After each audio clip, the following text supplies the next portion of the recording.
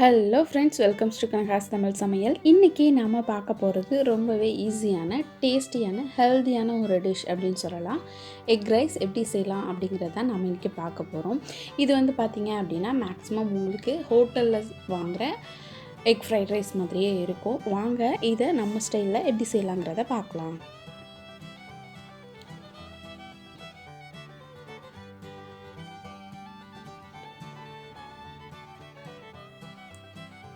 First ஒரு cup அளவுக்கு rice எடுத்துக்கலாம். ரைஸ் வந்து நல்லா உதிராக இருக்கணும்.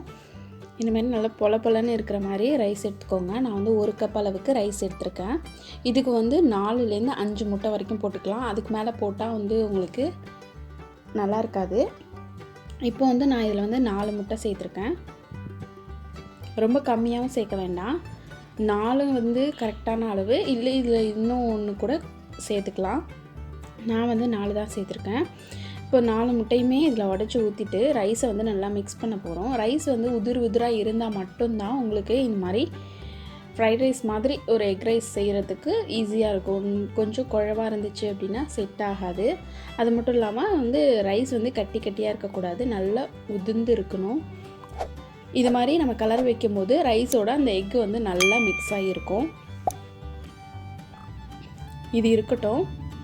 அடுத்து நம்ம பேன் வச்சு பேன் நல்லா சூடானதும் ஒரு 4லேருந்து 5 டேபிள் ஸ்பூன் அளவுக்கு எண்ணெய் விட்டுக்கலாம். எண்ணெய் வந்து நல்லா சூடாகட்டும்.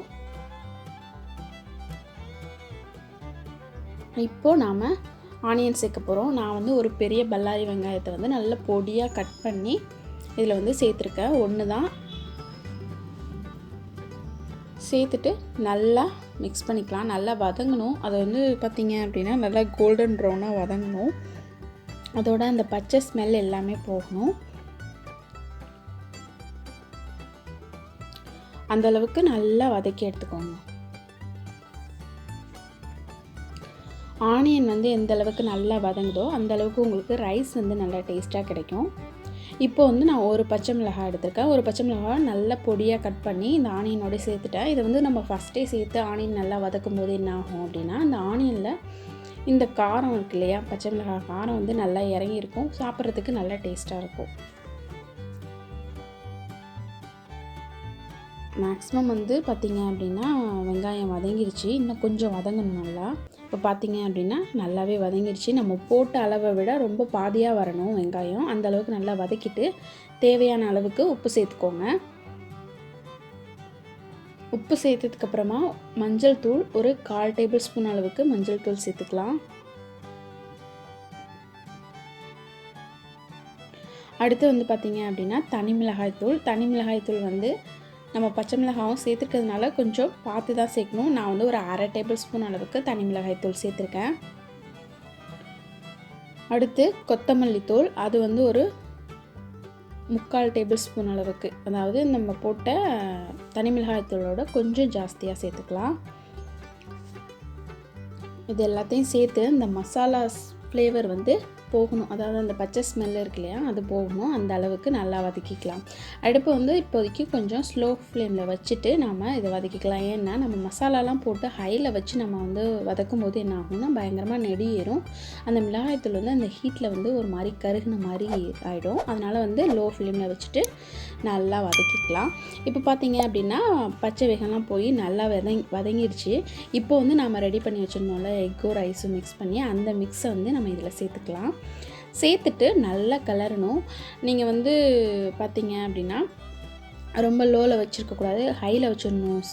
அடுப்பை வந்து ஹையில் வச்சுட்டு நீங்கள் கிளறினீங்க அப்படின்னா தான் அந்த ரைஸும் எக்கும் வந்து நல்லா பாயில் ஆகும், உங்களுக்கு நல்லா உதிர்ந்தும் வரும்.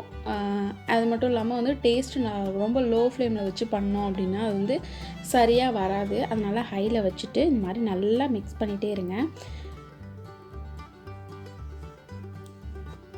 நம்ம மிக்ஸ் பண்ண பார்த்திங்க அப்படின்னா எக்கு வந்து நல்லா குக்காகி அப்படியே பொலன்னு உதிர்ந்து வந்துடும். இப்போ பார்த்திங்க அப்படின்னா நல்லாவே எல்லாம் உதிர்ந்து வந்துடுச்சு. அதில் வந்து எக்கு தான் தெரியுமே தவிர ரைஸ் வந்து தெரியவே தெரியாது. கொஞ்சமாக ஃப்ரெஷ்ஷாக உள்ள கொத்தமல்லி இலையை வந்து நல்லா பொடியாக கட் பண்ணி இதிலே சேர்த்துக்கோங்க. சேர்த்துட்டு நல்லா மிக்ஸ் பண்ணிக்கோங்க. இப்போ வந்து பார்த்திங்க அப்படின்னா நம்மளோட எக் ரைஸ் வந்து ரெடி ஆகிடுச்சு. இதில் நீங்கள் வந்து வேணும்னா கொஞ்சமாக பெப்பர் வந்து ஆட் பண்ணிக்கலாம். ஃபைனலாக முடிக்கும்போது ஒரு டேபிள் ஸ்பூன் அளவுக்கு நெய் வந்து ஆட் பண்ணிங்கனாலும் நல்லா டேஸ்ட்டாக இருக்கும். அது வந்து ஃபைனலாக நான் வந்து ஒரு அரை டேபிள் ஸ்பூன் அளவுக்கு சோயா சாஸ் இருக்கு இல்லையா, அது வந்து நான் சேர்த்துருக்கேன். அதை சேர்த்து நல்லா மிக்ஸ் பண்ணிட்டீங்க அப்படின்னா அது வந்து ஹோட்டலில் சாப்பிட்ற எக் ரைஸ், ஃப்ரைட் ரைஸ் இருக்கு இல்லையா, எக் ஃப்ரைட் ரைஸ் மாதிரியே இருக்கும். அதனால் கொஞ்சமாக சோயா சாஸ் சேர்த்து நான் வந்து மிக்ஸ் பண்ணியிருக்கேன். இப்போ உங்களுக்கு அது பிடிக்கல, அந்த ஃப்ளேவர் எனக்கு வேண்டாம் அப்படின்னு நினச்சிங்க அப்படின்னா அதை நீங்கள் வந்து அவாய்ட் பண்ணிடலாம். ஃபைனலாக நான் சொன்ன மாதிரி நெய் வந்து அதிகமாக போடணும்னு அவசியம் இல்லை. சும்மா ஒரு டேபிள் ஸ்பூன் அளவுக்கு சேர்த்திங்கனாலே போதும். சேர்த்து நல்லா மிக்ஸ் பண்ணிவிட்டு சுட சுட எடுத்து வச்சு சாப்பிட்டீங்க அப்படின்னா அவ்வளோ அருமையாக இருக்கும். இந்த வீடியோ உங்களுக்கு பிடிச்சிருந்துச்சுன்னா எல்லாருக்கும் ஷேர் பண்ணுங்கள், எங்கள் சேனலை சப்ஸ்கிரைப் பண்ணுங்கள், கூடவே பக்கத்தில் இருக்க பெல் பட்டனை ப்ரெஸ் பண்ண மறந்துடாதீங்க. எங்கள் சேனலுக்கு எப்போவுமே சப்போர்ட் பண்ணுங்கள். நெக்ஸ்ட்டு ஒரு நியூ டிஷ்ஷோடு நான் உங்களை மீட் பண்ணுறேன். Thank you friends.